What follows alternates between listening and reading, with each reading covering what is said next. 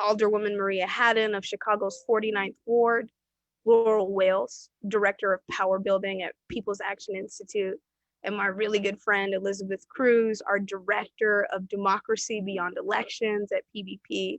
We're going to hear about and learn about how this work is advancing, and we're really going to leave some time for ample Q&A.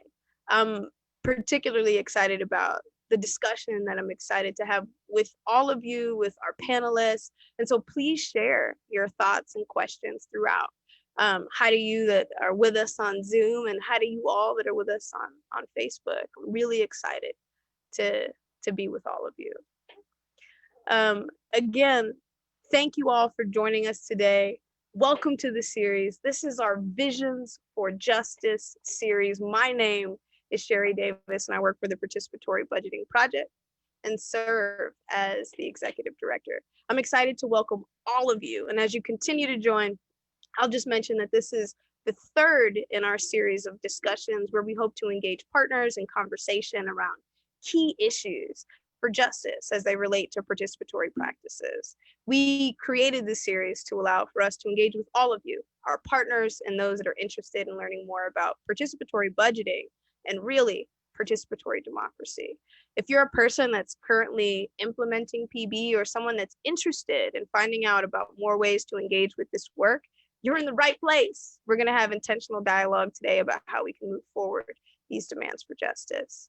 At PBP, we have one mission. We enable everyday people to decide together how to spend real public money. And we create and support PB processes that deepen democracy, build stronger communities, and make public budgets more equitable and effective.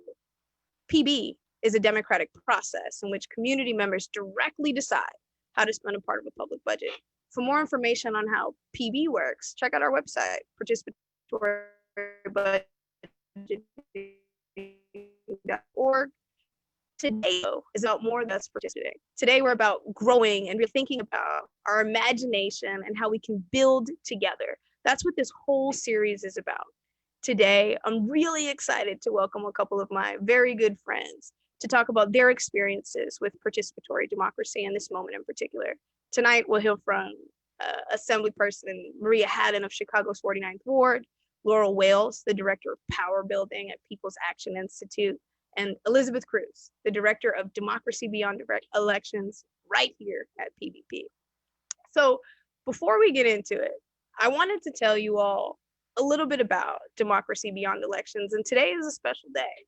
It's a bit of a launch day for us as we think about this initiative, Democracy Beyond Elections, in this next phase. And I'm particularly excited because when we started thinking about what we call DBE a couple years ago, we really thought about what the field of participatory democracy needed. And we said the first thing that we're going to do is talk to our partners. We're going to think about the folks across the field that really have not only a vision for justice, but a vision for true democracy, one where we don't have to say participatory democracy anymore. We can say democracy, and that means participatory democracy. And as we came together and worked with our partners to think about the real models that work, that advance justice, that are truly democratic, and that in particular center one core principle: community decision-making that is equitable, significant, and accessible.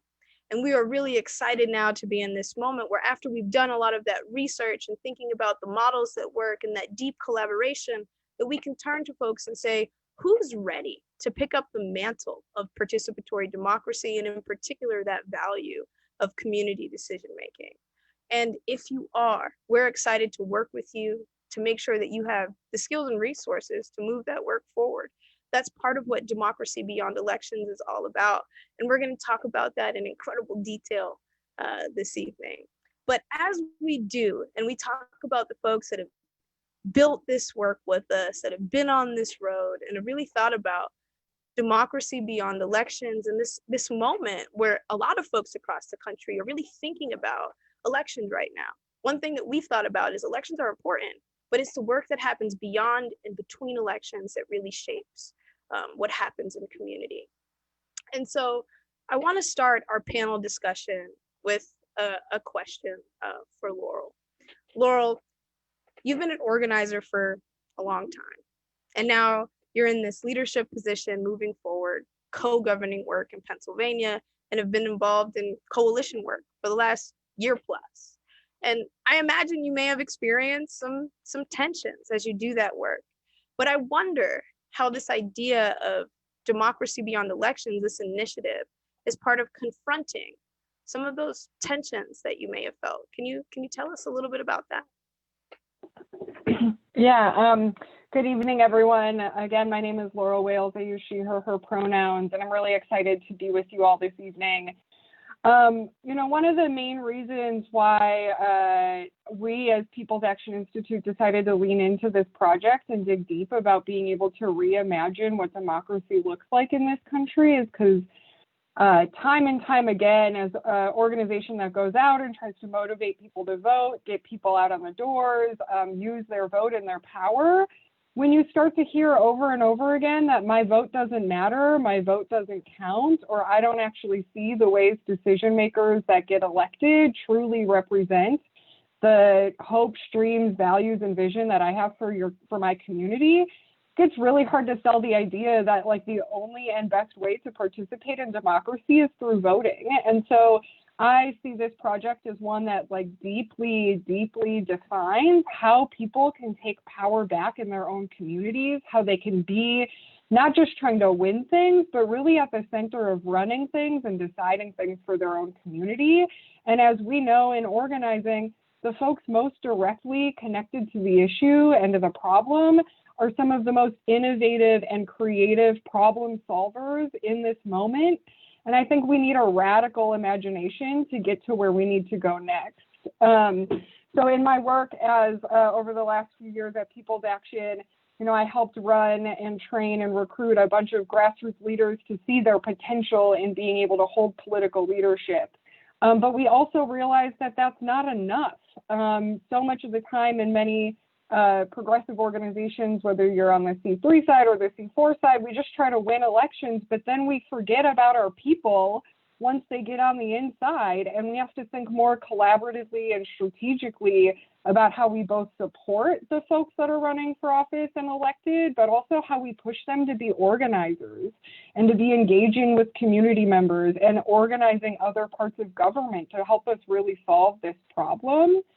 And we had a cohort meeting for our governing power work at the beginning of this year, and we brought together 15 elected officials that came from our movement and 15 grassroots leaders that are really trying to wrestle with this question of how do we build a new democracy. And one of the core tensions that came up is we'll support folks as they're running, but then once they get in office, we're like, you are now the target. And we just act like we need to demand a bunch of stuff from you, as opposed to being in a deep collaborative relationship. And much of the time that causes a lot of challenge and pain because we're not actually sitting and wrestling together. We're actually just kind of throwing out our young and saying like, go do this awesome thing. You're going to run into the belly of the beast in government. But then once you mess up one time, we'll just back away and treat you like a target. And I see democracy beyond elections as the way that we can really grapple and wrestle with the types of relationships community organizations, elected officials, and community members need to have to be able to build a world that we can all be our true selves and find liberation in this country. And for me, like democracy is the ability to have the right to say what you want and what you believe in, to build that in the world. And so for me, democracy beyond elections is really a pathway into that and gives us a place to play and imagine and build deeper relationships with one another. Whew. Laurel, if I wasn't fired up before, I certainly am fired up now. Thank you for that. Thank you for that and all of the work that you've done, with us around, democracy beyond elections and really that reminder of how important it is to kind of change that us versus them narrative and build sustainable partnerships and relationships so that we can really upend what we're talking about in terms of systemic change. I really appreciate the way that you kind of crystallized that.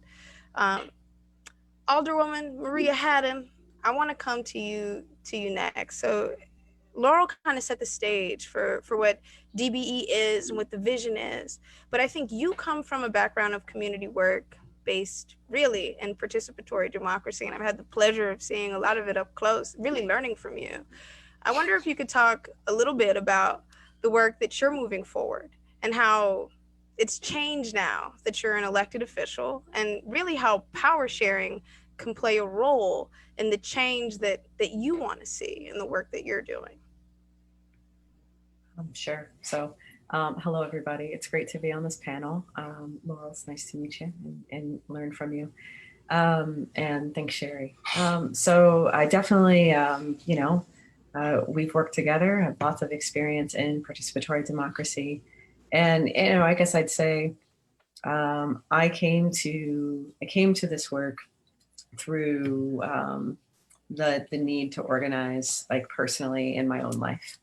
After the housing crisis, right, the housing market crash, my neighbors and I found ourselves in the position that a lot of people found themselves in, which was in threat of losing our homes due to a bunch of really complicated circumstances that is not the point of today's discussion, so I'll skip those details. But it was in 2009 when my predecessor, decided to work with the Participatory Budgeting Project and bring participatory budgeting to the 49th Ward. And I got involved right away as a community volunteer, as a budget delegate. And the reason I got involved was the reason a lot of people do. It was, I was in a set of circumstances that I couldn't control.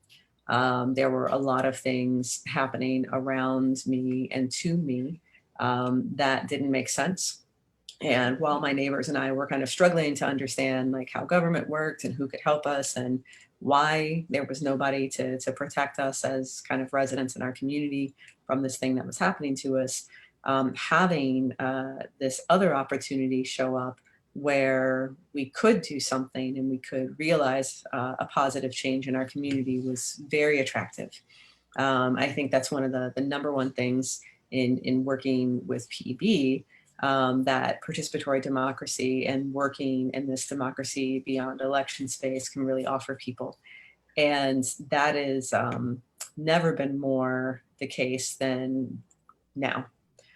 So, right, like 2009, we were in a space where a lot of things were happening to people. A lot of negative circumstances were put upon folks, and people were in a position of feeling very disempowered, very out of control, very disconnected from themselves, their neighbors, their futures, and their voice, and in many times their government as well. What I've seen through the various hats, I feel like I just keep adding hats and roles, from budget delegate to organizer to, working for the PB project, and helping people set up these processes, to now being an elected official in charge of, doing this process in our ward, but also have been working on how can we grow it, right? How can we take the spirit of what we've done in PB and how can we give people more access and more say? And I'll say that some of the differences from this seat and from this side, some ways it's not that different. In some ways I feel like I'm just like a more powerful advocate from the community level. Sometimes I talk to constituents and ask them to think of me as like the head neighbor. Like, just think of me as your head neighbor, like your top advocate, right? And in some ways that's very true. Like, in some ways there aren't a lot of things I have direct control over. So like, an alder person is our city council representative for those non-Chicagoans. There are 50 of us. We have a strong council system on paper, but in practice, we really have a strong mayor system. We each represent about 55,000 residents or so, and we serve 4-year terms. And I'm about 18 months into my first one. And things that I'm able to do are to bring more information to residents, to ask more questions, to have the authority of my office, to have city staff and agencies be responsive to what I'm trying to get for residents. But what I try to do through the office and how I've tried to continue this work is How can I continue to empower people to advocate for themselves, and to understand the actual power that they have as residents? You don't have to be an elected official to get things done in your community.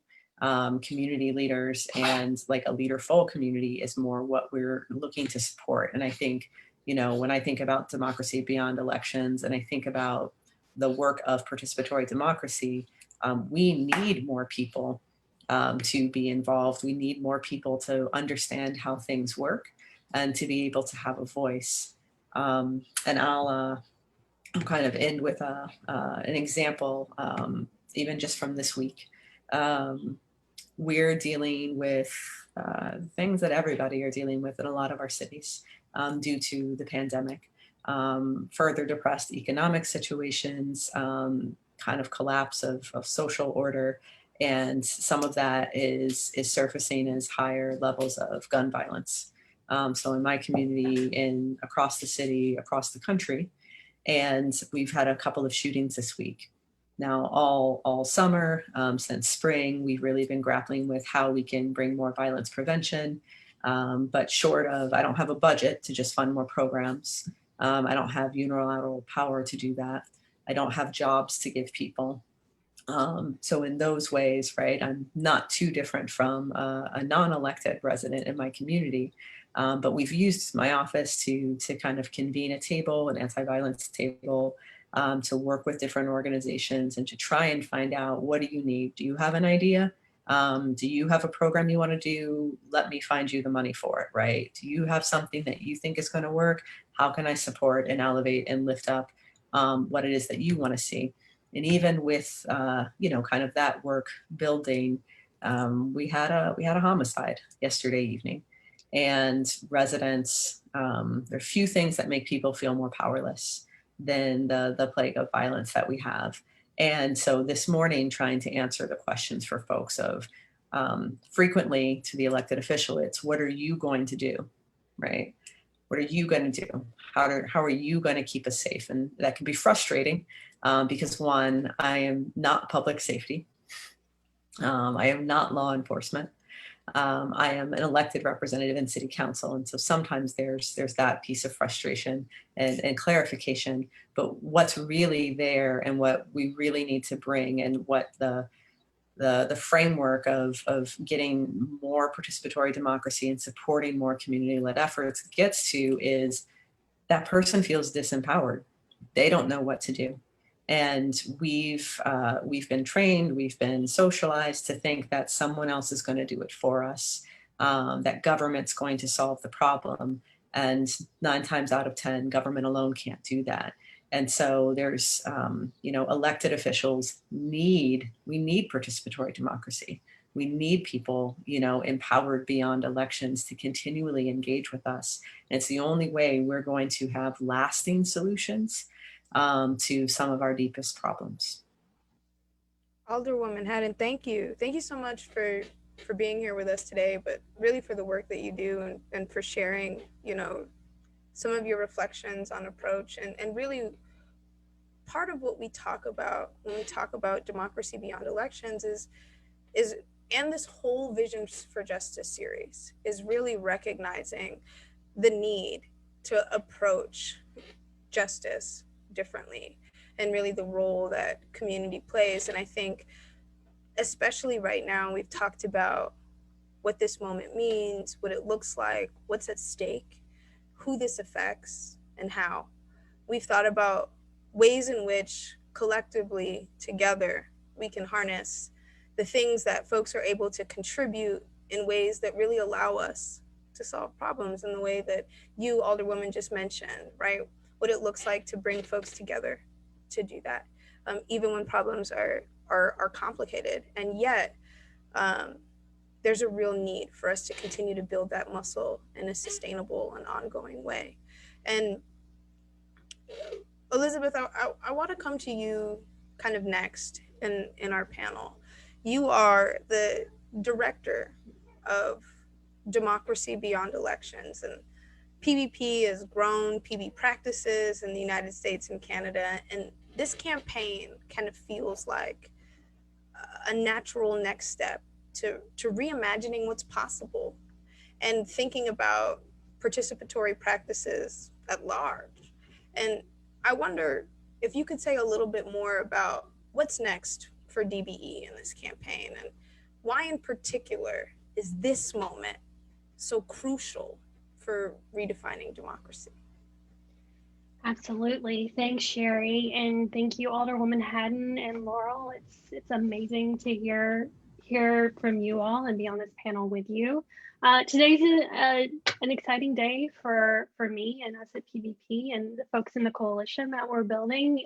You can actually go to democracybeyondelections.org and check out our brand new website. We are launching this coalition and building these partnerships, really focusing on getting organizations and more folks in the field really involved in spreading participatory democracy and democracy beyond elections.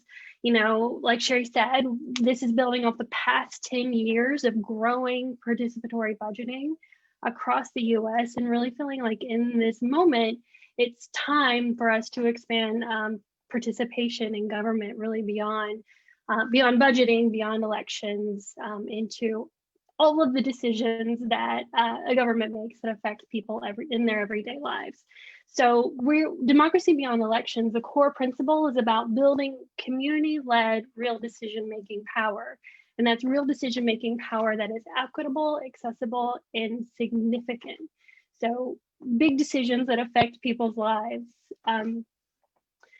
So one of the first things we did is we did these case studies. So we looked all around the country for the best ideas for participatory democracy all around the world.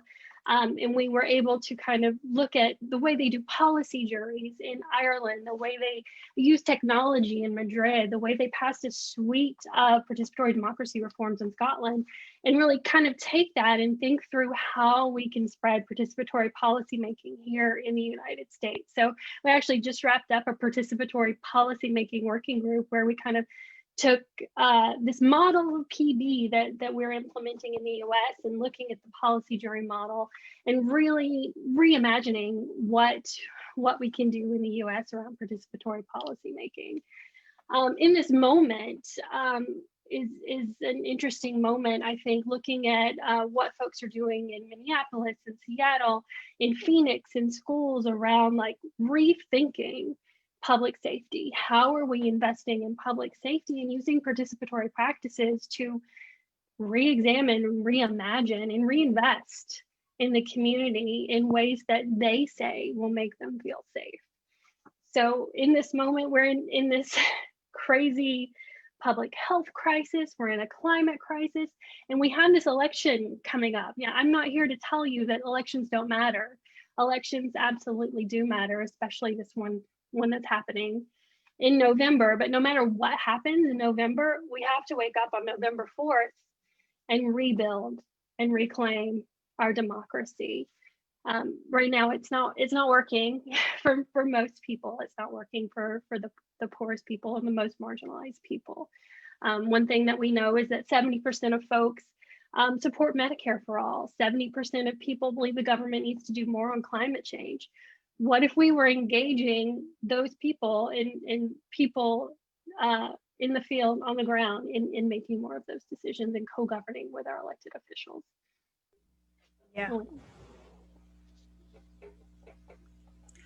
Elizabeth, thank you. Thank you so much. And I'm just so excited about that vision, that question, right? Like, what if this was the reality?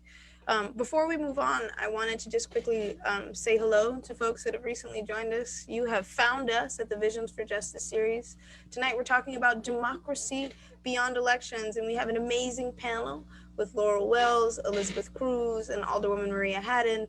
And Elizabeth just spent a little bit of time talking about what democracy beyond elections is as an initiative to build a coalition, to really put tools and resources into the hands of folks, to train them so that they can really learn about, but really bring forward the change that they want to see in their community with participatory democracy practices. And Laurel and Alderwoman Hadden, I want to come to you next. Laurel, I want to come to you first. And the question I asked Elizabeth was, why in this moment is this so important? Is democracy beyond elections so important? And I want to ask you the same question for you at People's Action. I imagine folks can get pulled in a lot of different directions right now.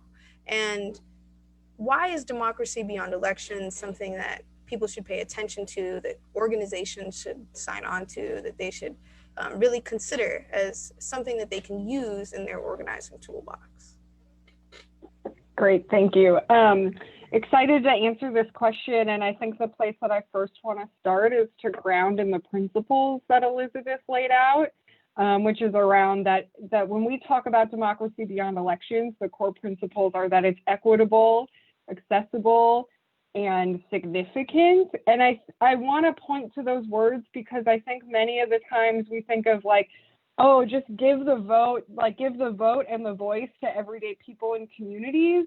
And if we're not incredibly careful about how we center folks that have been impacted, how we make that an equitable and accessible process, and how we make sure that the decisions that they actually get to make and are engaged in are significant, we're actually kind of repeating some of the current challenges and problems that I feel in government. And so I first wanted to start there because when I think about after this moment, yes, our People's Action, our C4, is doing a lot of work right now to make sure that we win down ballot races and to, make sure we don't have Trump. But, when I think about the work after that, it's how do we repair and how do we heal our communities from a bunch of, really hard, tough conversations and the ability to see each other together. And when I think about democracy beyond elections in this moment, I think it's about how we can bring our experiences to the center and to be listened and heard from one another to come up with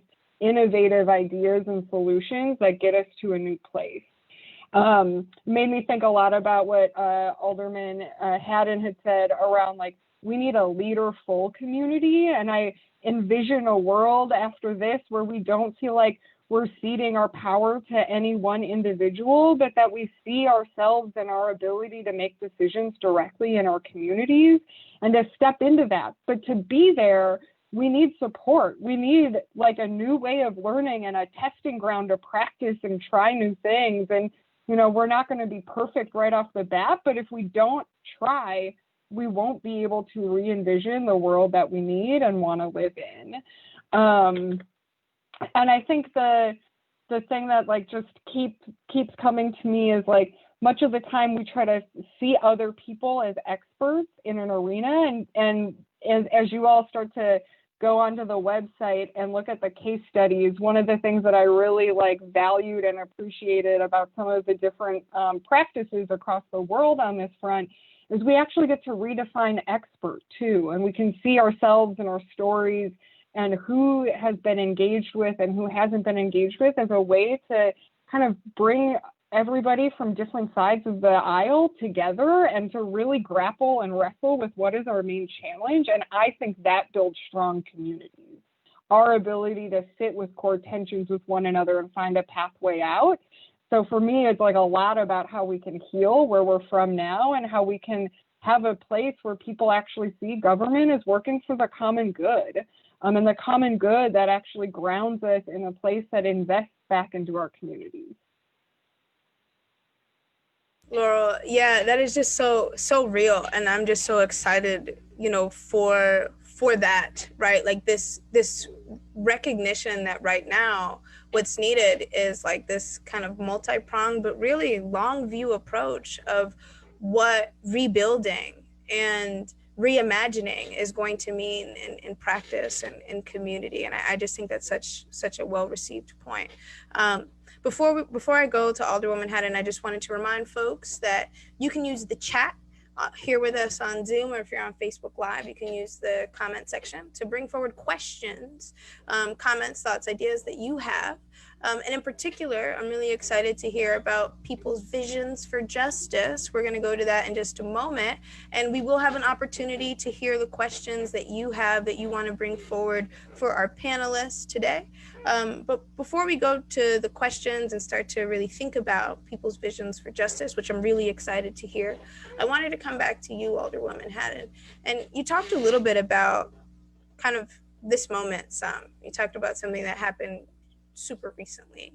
But I wonder if you could talk, or if you have anything more that you wanted to add about why this moment is so important for folks, maybe those individuals that are in office, to really consider now participatory democracy and incorporating that into how they do their work in community. Sure. In listening to Laurel's response as well, and kind of thinking through that question, right? Like, why this moment? The first thing that popped in my head is because people need something to believe in, right? People need action and something to do. And I think, as we talk about the goals, right? That significant part, I think, is super meaningful to me, at least this evening. That's the most meaningful one to me. Of so much, like in a city like Chicago, so much of what I feel as a resident, and as what I hear from people in my community, is frustration that things haven't changed. Right? If kind of our current decision-making structure, where people have really just kind of abdicated a lot of power and responsibility to a handful of folks making decisions for them, not all elected, right? A lot of our decision makers aren't elected decision makers in our government. And we're faced with a lot of the same persistent problems. People aren't better off. Our quality of life is not better. Our public health situation is not better. And in this moment, I'm not the first to say this, and I won't be the last, but right, the coronavirus pandemic has just like uncovered so many of our faults and so many of our flaws, like things we knew that were there, but maybe some people didn't realize they were as bad. A lot of our systemic failures. And right now, I hear people's frustration. I hear their despair, like nothing's ever going to change. And so we need to change the way we make decisions. We need to change the way that we engage people. To other electeds, I would say, people will continue to expect you to solve the problem if you don't engage people in a meaningful way in solving a problem with you. And elected officials can't solve these problems. Like for me, it's just common sense, right? We're, especially at the local level, I think, best positioned to bring more people to the table, to bring more voices, to lift up marginalized folks, and to help people figure out what are the significant changes, right? I'll say in this as like another example of something that we're doing a little differently. We're in our 11th cycle of participatory budgeting, and this year, faced with the reality that we're still only working with $1 million in infrastructure funds, and that doesn't always get to a core meaning for a lot of people. And we're faced with the challenge of having to do pretty much everything virtually because we're in the middle of a global pandemic, and that's interesting. And faced with the challenge that the considerations, concerns, and problems that people are facing can feel really removed from infrastructure repairs or some of the things that historically our PB process is focused on. We started our process with just an open-ended question that we've been putting out through flyers and digital communications. And it's, if you could change one thing about our community to make life better for yourself or your family, what would it be? And really trying to get to that point of what is on people's minds right now and what's significant, and how can I engage our residents in a process and help them to give me directions on priorities for something that's going to feel important for them. People need it in this moment, and as decision makers and elected officials, like we need people to step up and to be partners with us. Yeah, thank you so much for that, Alderwoman Hadden. This idea that us versus them narrative, or that us and them narrative, really needs to change to an us, right? And we can really think about what the roles that we play in some of that collective decision making for everyone's benefit, what that is and what those decisions are. Thank you. And again, for folks that are just joining us, my name is Shari Davis. I'm the Executive Director at the Participatory Budgeting Project. You found us at our Visions for Justice series, where today we are talking about democracy beyond elections. And I am joined with an awesome and amazing group of individuals like Elizabeth Cruz, Laurel Wells, and Alderwoman Maria Hadden. Now, this is the part of our conversation where we begin to move into Q&A, and we are asking our folks out there to engage with us in a couple of ways. If you are on Facebook, this is where you can begin to use the comment feature. If you're with us on Zoom, you can use the chat. And if you have a question that you want to bring forward to our panel, now is the time that you can do that. But I also wanted to invite you to share with us, either in comment or chat, what your vision for justice is. At the end of our conversation today, we will hear from our panelists. We'll give them an opportunity for them to share their visions for justice, but we want to hear from you. So please do share your vision for justice in the comments on Facebook, using the chat feature on Zoom. But before we hear from our panelists on that, like I said, we're going to hear some questions from you all. So we got a couple of questions in so far. The first one that I wanted to bring to the panel is, someone says, I'd really like to hear more about participatory policymaking. What does it look like? Are there promising examples or practices out there that you all are really excited about? This is for any of our panelists. Does anyone want to take this question?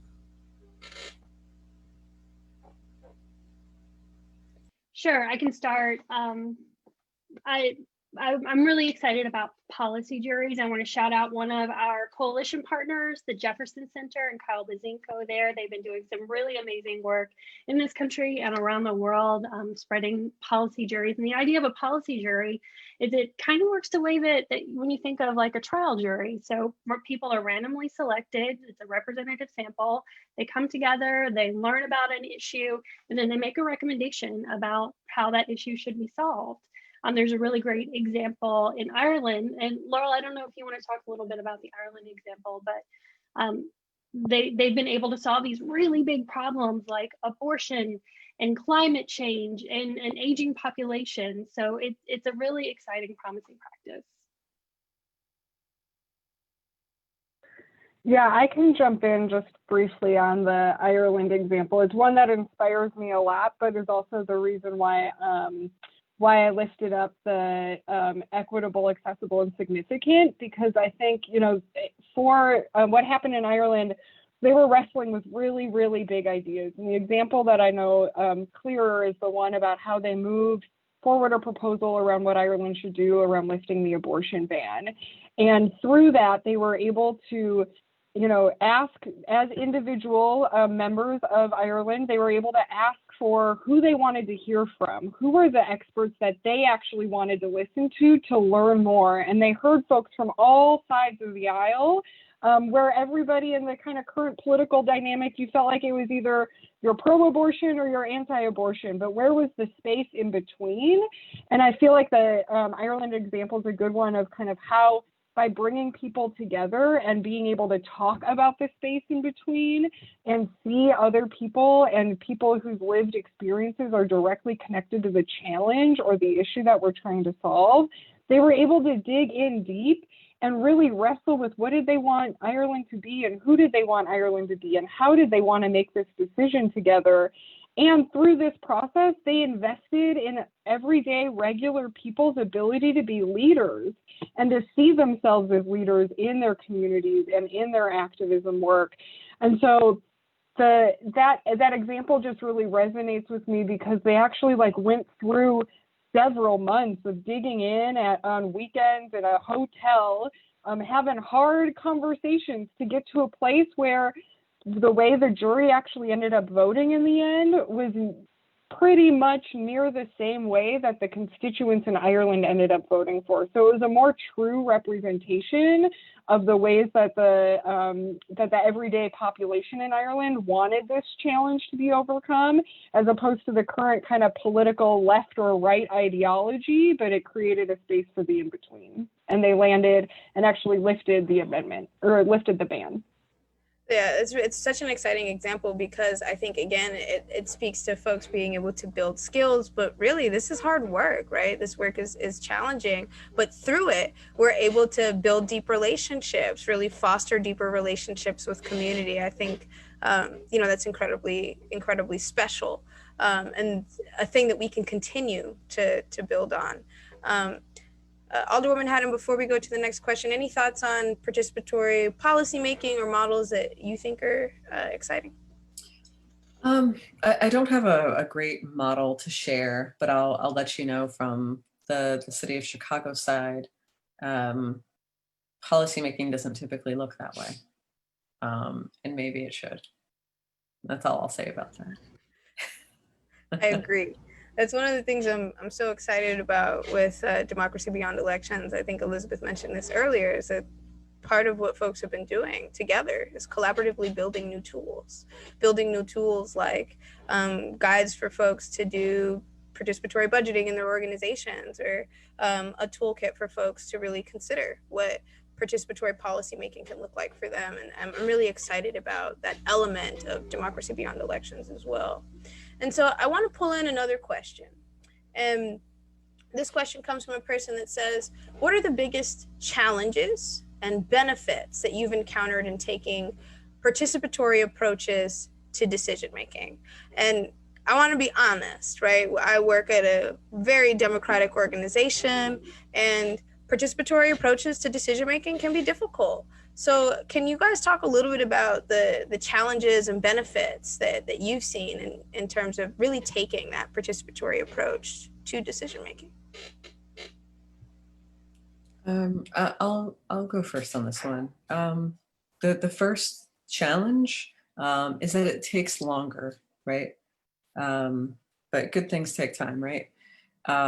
So it frequently takes longer, especially if what you're looking at is an existing decision-making process and looking to make it more participatory. By the very nature of spending more time, of being deliberate, of bringing more people to the table, of making space for more voices in meaningful and significant ways, it does take more time, which means that especially when you're working within government, that frequently butts up against other kind of processes, and that can bring some challenges. The benefits, I think, outweigh the challenges, and that gets to largely just better decisions. So whether it's the example from Elizabeth and Laurel, the examples there, or even what we've seen in many participatory budgeting processes across the country, or projects just here in my own backyard, more people, more voices, more perspectives, get around, Shari, to your point, they get us away from a binary conversation, which, right? Yeah, they get us away from a binary conversation, which is a difficult place to start any decision. And they help to kind of fill that out and bring more voices and perspectives, which you end up with. You end up maybe in someplace different than you thought you would, and frequently that's a good thing. Thank you so much. I want to move us into a couple of other questions, if that's okay with you, Elizabeth and Laurel. And if you have thoughts on challenges and benefits, please do work them in. For those of you out there listening, I see your visions for justice, and they are getting me so excited. Please keep sharing your vision for justice. And if you haven't shared it yet, please do. Don't forget that at the end of this panel, we're going to hear from all of our panelists. They'll have an opportunity to share their visions for justice. So get excited for that. Another question that we have, and I'll try to take at least a couple more before we close out. Another question that we have is, someone shared that their vision is to give climate conversations, especially those that seem particularly gridlocked, a stronger push forward by using participatory democracy methods. This is happening in the UK. They're doing some climate assemblies.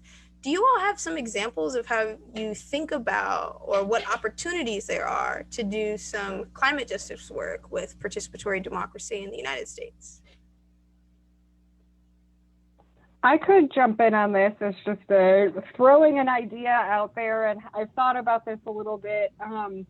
In organizing I think there can tend to be two schools of like thought on what we need to do with climate. And what I mean by that is, like, again, a binary way that we approach this work. And so I'm originally from Minnesota, the Iron Range, by a family that are Iron Rangers. And I think about the Iron Range as both this place of deep beauty for our environment, and a place where like people saw their work tied to mining the land.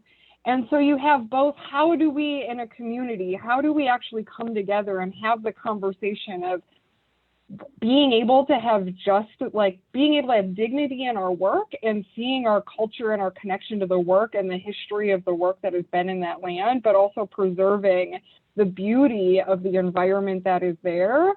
And so one of the thoughts that I've had is like, what would it look like if we did a participatory jury and actually thought about the demographics of that area and brought together community members from all sides? Because I think, and Alderman Hadden, you should speak to this if you don't agree, but I think sometimes you feel that like labor is on you for one thing and the environmentalists are on you for another.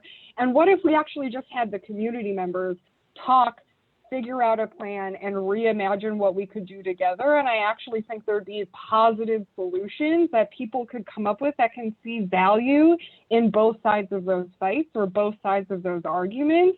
And so elected officials can get pinned and like, if I go this way, then I lose labor. If I go this way, I lose the environment. But I think there's a better path forward. But it has to start with conversations from the folks that are feeling the most impacted by the issue, whether it's the land that you're living on or the job that you've held for a long time or has been a family job. Laurel, I think that's so important, right? This idea that, you know, there's an opportunity to resource folks in particular positions to be able to facilitate and hold conversations the way that they should happen, to surface the best solutions.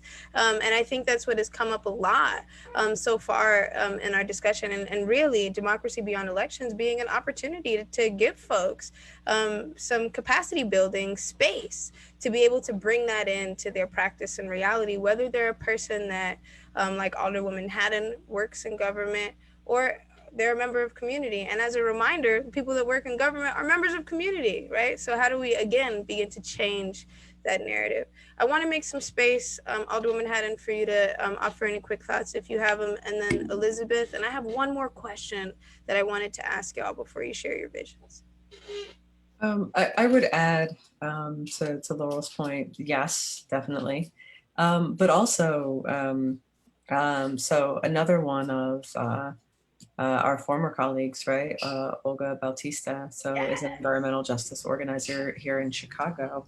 And I think about some of the on climate change and broader environmental justice issues, some of the constant challenges we have in Chicago, because we don't have these discussions in this way, is we keep moving our environmental pollution from neighborhood to neighborhood, right? We pit communities against one another, even within a city.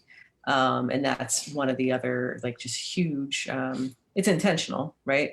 Like, it's intentional that we're not working in a participatory way. It's intentional that we're choosing not to involve folks who, like in the case of Olga and a lot of folks in the southeast side of Chicago, they're very much people who have benefited over generations from the work that brought about the pollution, but now decades out also carry the burden of the illness, of all the health issues. And then of course, with the industrial changes, right, dealing with economic fallout after that. But here we are in the city having conversations about where this coal plant is going to go now, right? Or where this entity is going to go now. And it's about shifting polluters to other places, when really as a city, if we had something like a citizen jury to talk about how we actually wanted to address it, I have very strong feelings that it would end up being, hey, we shouldn't put it in anyone's backyard. So yeah. Alderwoman Hadden, thank you. Elizabeth, I'm noticing the time. So is there anything burning that you wanted to, all right, I'm saying you shake your head. Thank you. No, those are beautiful. And I want, before we get into your visions, y'all, I think that there's a couple questions in chat and comments that are really important, and I wanted us to be able to address this. So again, everyone, please continue to share with us your vision for justice. And if you have questions, even if we don't get to them tonight, we'll be able to engage with folks deeper in conversation. This is not the only opportunity for some discussion. This is only the third in our series of 6 Visions for Justice segments. But the next question that I wanted to bring to our panel is, can you talk a little bit about how through this initiative, Democracy Beyond Elections, folks have been thinking about the role participatory democracy can play in dismantling criminal and carceral systems. And someone else kind of added on to that question. They said, how does truth and reconciliation integrate with participatory democracy, especially when we think about 400 years of racialized oppression. There was a bit in the chat about the necessity to kind of like decolonize wealth. Is that important in this conversation? But overall, I was wondering if you all, and this is a very heavy question, truly, but I was wondering if you all can talk a little bit about the thinking around the role that participatory democracy plays in dismantling criminal and carceral systems.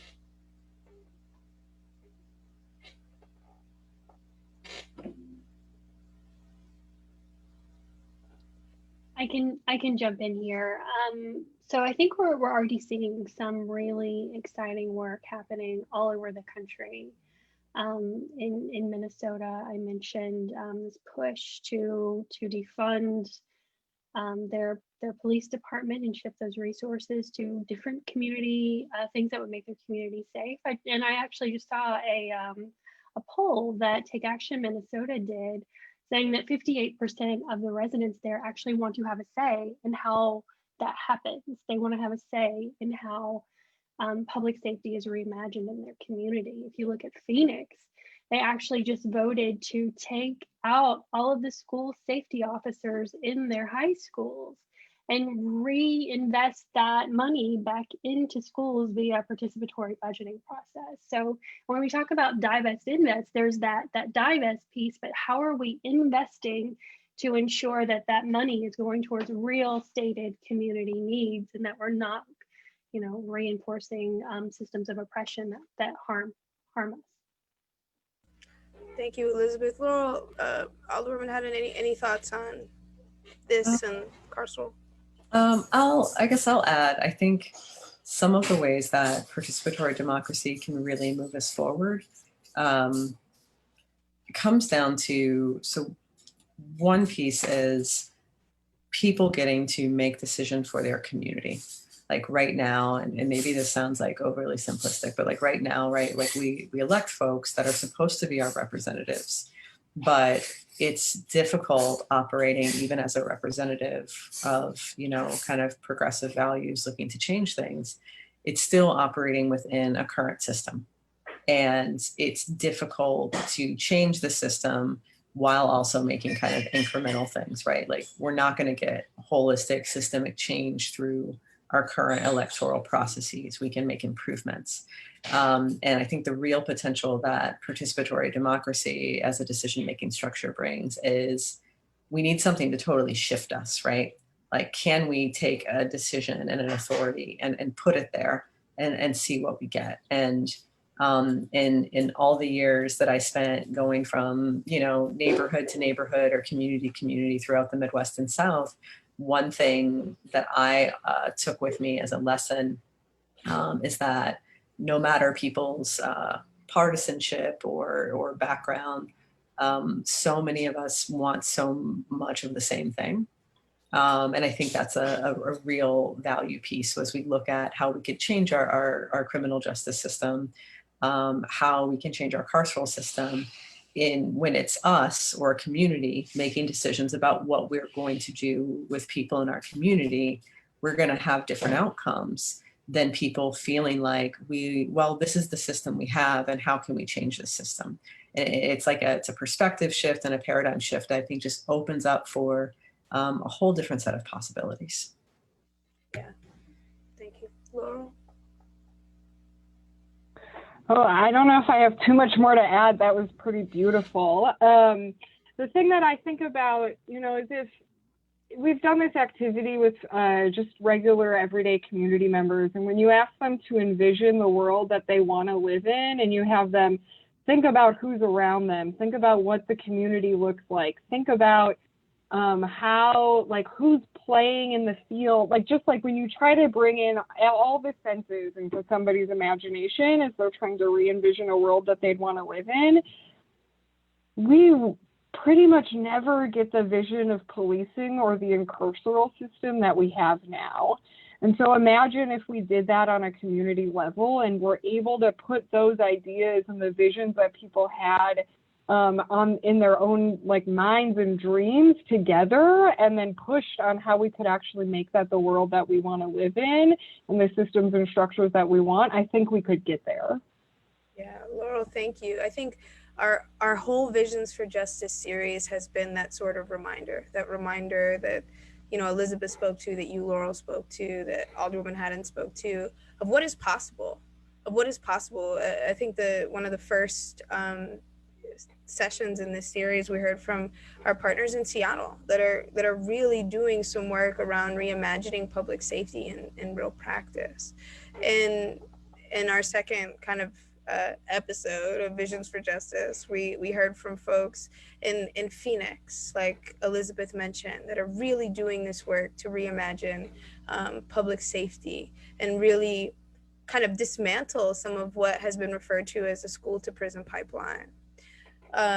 We also heard from folks that are doing this work in the Safe Schools process in Brooklyn, right? And we heard, I think that those examples are out there, and especially what I'm hearing from Elizabeth, but really all of the panelists, is that is a big piece of democracy beyond elections, this opportunity to engage folks deeply in decisions that affect them, especially those that are around justice, and this opportunity to really reimagine and rebuild those systems with people at the center, right? Especially those that have been impacted.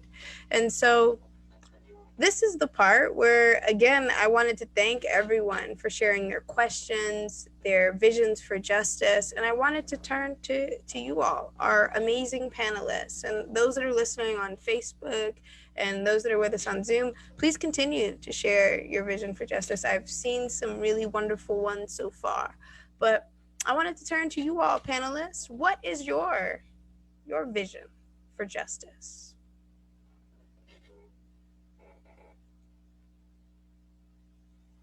Laurel, do you want to go first? You happen to be off mute. Sure. Yeah. I'm like reading the ones coming through the chat, and I'm like, yes, there's so many of them. And I'm like, oh, what I'm going to say, it might not even reach this level of like beautifulness that I'm seeing in this chat right now. But to keep it very simple, like for me, my vision of justice is living in a world where people are able to take their own private shame and private pain and be able to collectively solve those solutions together and bring public solutions and public actions to the fore. So for me, the part of the justice in this is around being able to acknowledge that we are all hurting. No matter who you are or where you are, there is some level of pain and shame that we are all feeling. And how can we have discussions that lead us to act publicly together as a collective to dismantle that? Yeah, really moving away from punitive thinking to restorative thinking. Laurel, thank you so much for being here, for sharing your vision for justice. I think part of sharing it is manifesting, right, things out into the world. Alderwoman Maria Hadden, I want to come to you next. What is your vision for justice? You might get a dog bark in a moment. As Ben tries to share her vision of justice, maybe. Heavy question, even knowing it was coming, right? It's like, I'll say right now, one of my visions for justice is having just a basic quality of life and access to opportunity for all of our people, so that people really have choices. Like really thinking around, like, you know, healthcare, access to housing, economic options.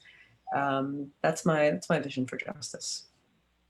Thank you so much, and thank you again for being with us. Elizabeth Cruz, Director of Democracy Beyond Elections. what is your vision for justice? Thank you for doing this amazing work, by the way. Thank you, and thank you, Laurel and Alderwoman Hadden. All of these responses are so amazing. I think my vision for justice is simply that the people closest to the problem are the ones that are leading the solution and that are deciding the solution. Yeah, that's it. Elizabeth, thank you. Thank you all. Thank you truly. I'll close with a couple words on my vision. I think it's in line with what you all just shared. This idea that none of us are safe or free until all of us are safe and free. And I think that my vision for justice includes everyone being safe and free. Thank you everyone for joining us, for being popping in the chat, for following us on our Facebook and being available with us there. If you know someone that should have been in this conversation today but didn't get a chance to tune in, don't worry, because we are going to we will publish a recording of this on our website, and it'll be available for folks to share. Actually, every single one of our Visions for Justice series are all available online. So if there's one that you missed that you want to go back and check, one that we referenced today, please do go check those out. Please share this. We have 3 more left, and each one has been truly amazing for me to be a part of. Thank you again, Elizabeth, Laurel, Alderwoman Hadden, for being a part of this conversation today. Thank you everyone for listening. I really appreciated this conversation. Thank you for sharing your vision for justice, and I'm excited to manifest that with all of you. Awesome. Thanks, everyone. Thanks, Shari. Thank you, everyone.